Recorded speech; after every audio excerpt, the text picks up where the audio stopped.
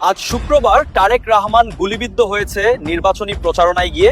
জুবাইদা রহমান আহত হয়েছেন। দর্শক এখানে দেখতে পাচ্ছেন জয় বাংলা বলে তারেক রহমানের উপর সবাই ঝাঁপিয়ে পড়ে এবং তারেক রহমানের গাড়ির অবস্থা দেখেন এই মুহূর্তে কিন্তু সারা দেশে উত্তাল।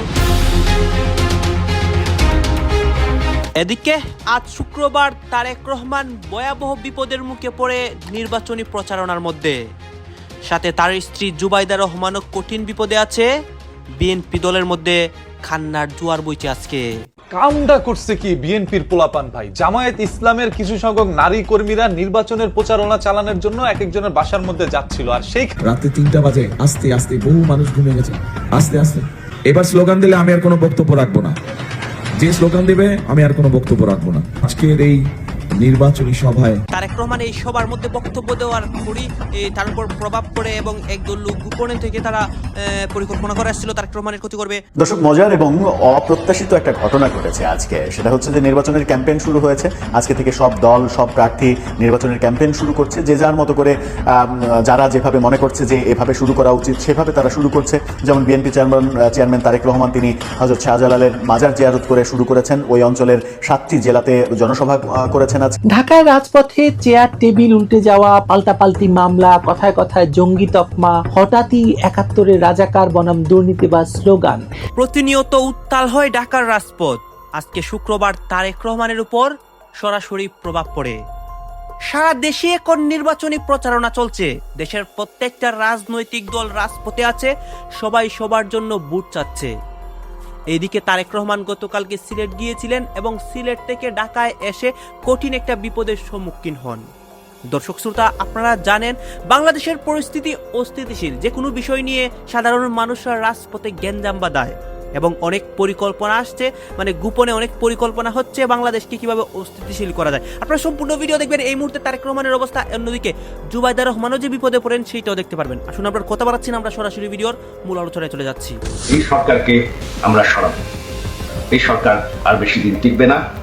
বাংলাদেশকে আবার সেই রাজাকারদের হাত থেকে আমরা অবশ্যই রক্ষা করব।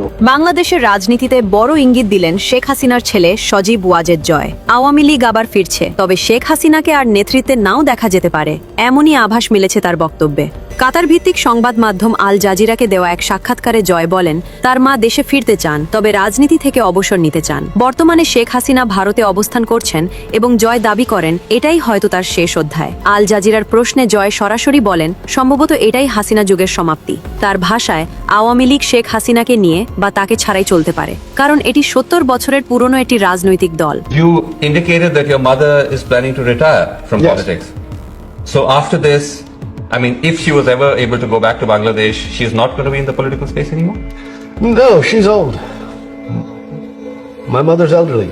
This was going to be her last term anyway. She wanted to retire. জয় আরও দাবি করেন, আওয়ামী লীগের এখনও দেশে 40 থেকে 50% ভোট রয়েছে এবং দলটি রাজনীতি থেকে হারিয়ে যাবে না। Many people who have nothing to do with it.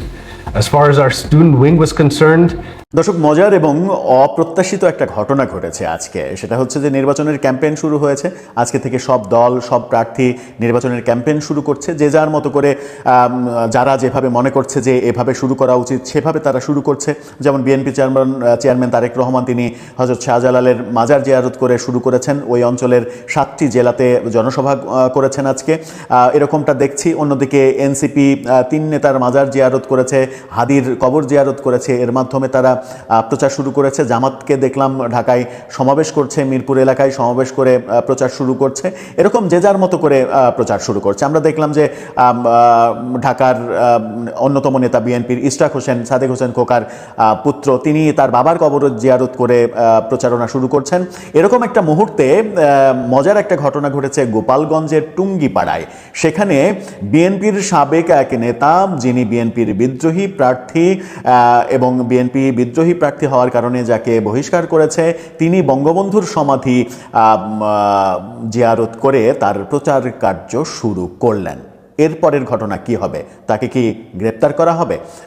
তাকে কি ফ্যাসিস্টের দোসর হিসেবে আখ্যা দেওয়া হবে?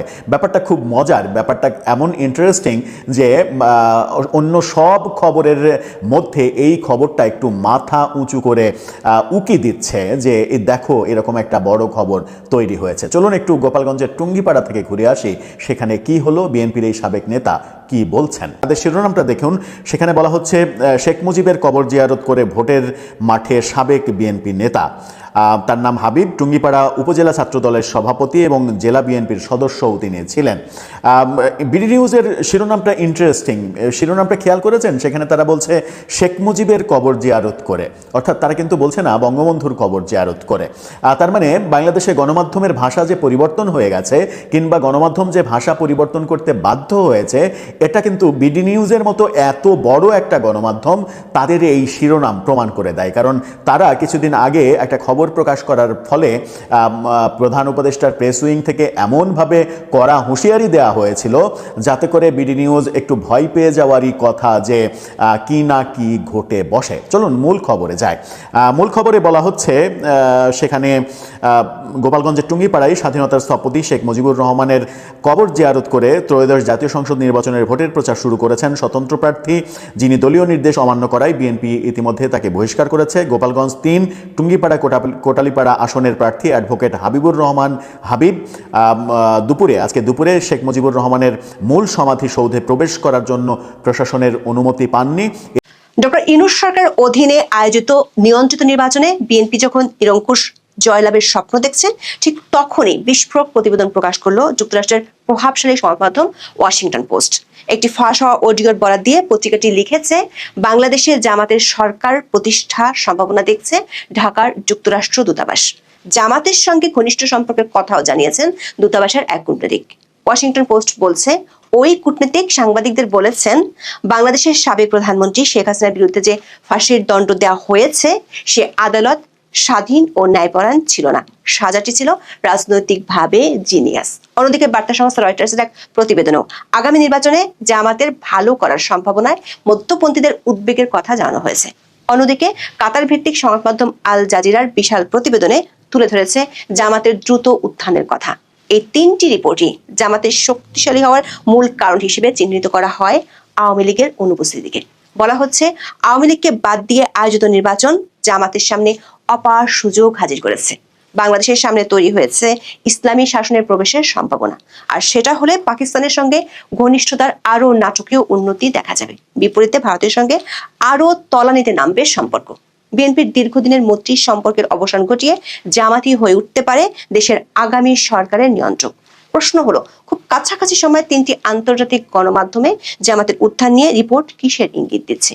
আবার তার মধ্যে মার্কিন কূটনীতিকের গোপন অডিও বার্তা ফাঁস করে ওয়াশিংটন পোস্ট জানাচ্ছে, বাংলাদেশে মার্কিনীরা জামাতে ইসলামী নেতাদের কি শিখিয়ে পড়িয়ে দিচ্ছে। বিস্তারিত জানতে চলুন যাওয়া যাক বিশ্লেষণে।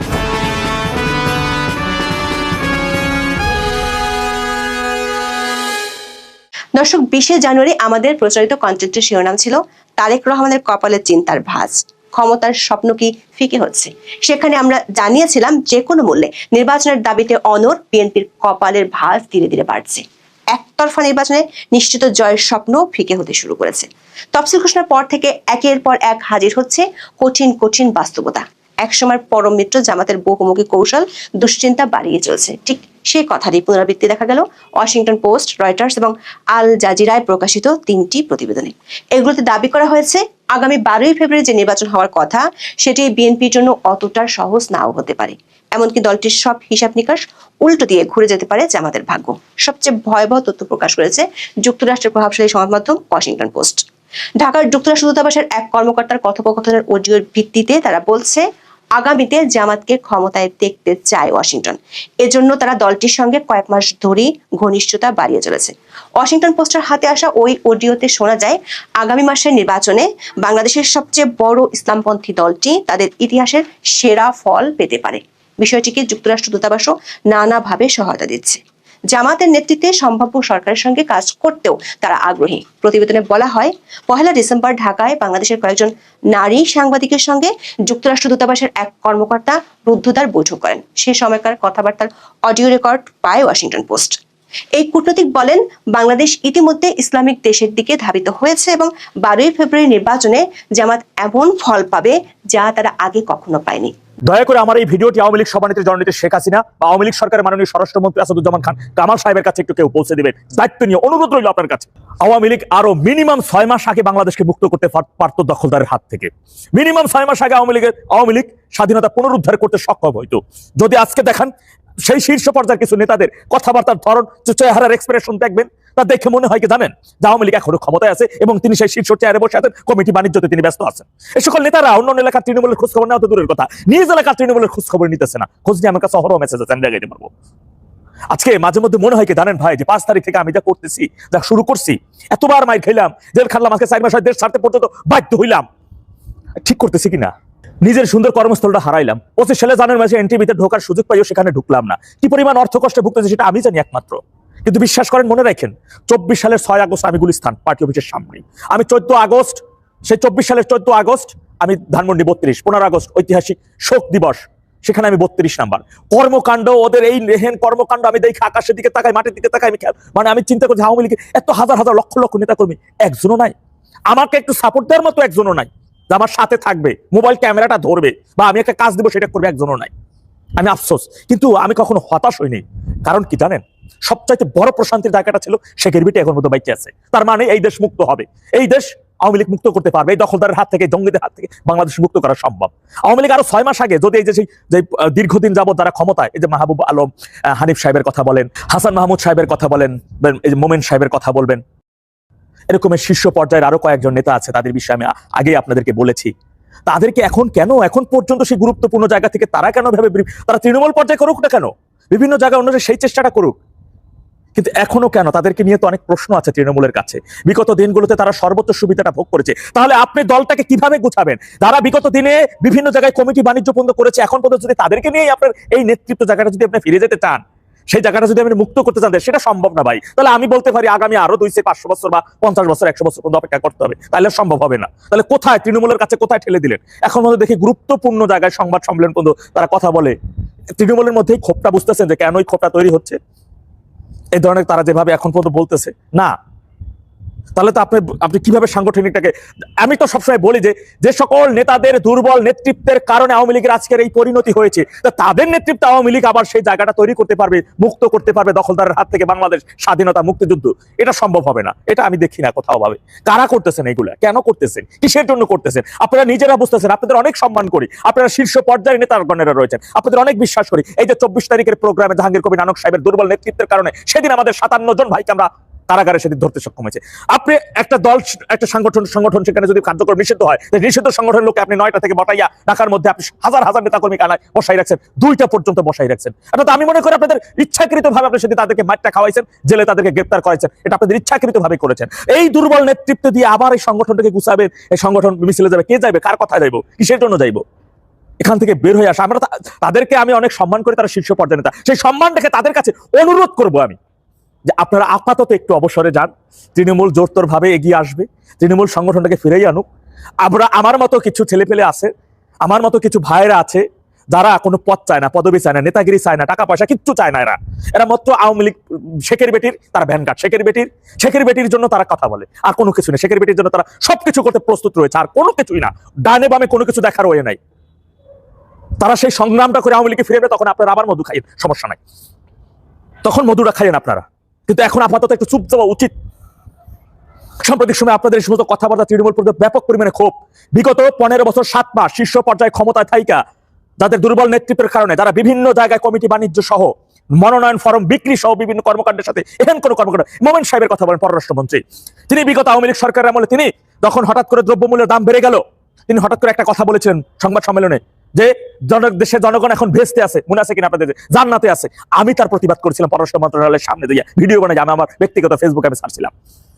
তাদের এখন কোন হঠাৎ করে এমন কথা বলতো, সরকারকে ব্যাপক পরিমাণ বিব্রত করেছিল এই সকল শীর্ষ পর্যায়ের নেতাগণেরা, এই সমস্ত উদ্ভট কথাবার্তা বলে। আজকে তাদেরকেই দেখি, হাসান মাহমুদ সাহেবের মতো ব্যক্তিগত তাদেরকেই দেখতেছি। এটা তৃণমূলের মধ্যে ব্যাপক ক্ষোভ সৃষ্টি করতেছেন আপনারা। এই মুহূর্তে থেকে কথা ছিল সংগঠনটাকে সাংগঠনিকভাবে শক্তিশালী করার, কথা ছিল আওয়ামী লীগকে কিভাবে গোছানো যায়, কথা ছিল যাদেরকে বিগত দিনে যে সকল শীর্ষ পর্যায়ের নেতাদেরকে আমরা কোণঠাসা করে রেখেছিলাম, যাদের নেতৃত্বের গুণাবলী আমাদের কাছে ব্যাপক পরিমাণে প্রয়োজন ছিল, তাদেরকে কিভাবে একত্রিত করে এনে গোছানো যায়।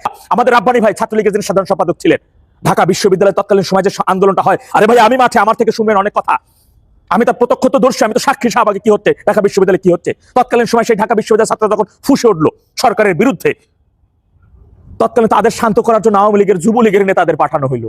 আওয়ামী লীগের অন্য নেতারা গেল কেন? রব্বানী ভাই তৎকালীন তিনি তো তখন জিএস ছিল ঢাকা বিশ্ববিদ্যালয় ডাকসুর। দর্শক আপনারা হয়তো দেখলেন এখানে কি কথা হচ্ছে, এখানে তারেক রহমানের বিষয় নিয়ে কথা হয় এবং দেশের মধ্যে যে নির্বাচনী অনেক প্রচারণা হচ্ছে এবং অনেক কিছু হচ্ছে, এই পরিস্থিতিগুলো নিয়ে অনেক প্রতিবেদন দেখানো হয়। গাইজ, এই বিষয়গুলো দেখে আপনাদের কি মনে হচ্ছে এবং আপনাদের মন্তব্য কি? আপনাদের মন্তব্যটা অবশ্যই আপনারা আমাদের কমেন্ট বক্সে লিখে যাবেন। আর হেডফোন আপনাদেরকে আমরা যা কিছু দেখিয়েছি সব কিছু আমরা সোশ্যাল মিডিয়া থেকে সংগ্রহ করেছি, এখানে আমাদের নিজস্ব কোনো মন্তব্য নেই বা আমাদের নিজস্ব কোনো সিদ্ধান্ত নেই। সর্বশেষ আপনাদের কাছে আমাদের একটা রিকোয়েস্ট থাকবে, আপনারা আমাদের চ্যানেলে নতুন দর্শক হয়ে থাকলে চ্যানেলটি সাবস্ক্রাইব করবেন এবং পাশে থাকা বেল বাটনটি বাজাবেন যাতে করে নেক্সট ভিডিওটা সবার আগে আপনাদের কাছে পৌঁছে যায়। ধন্যবাদ।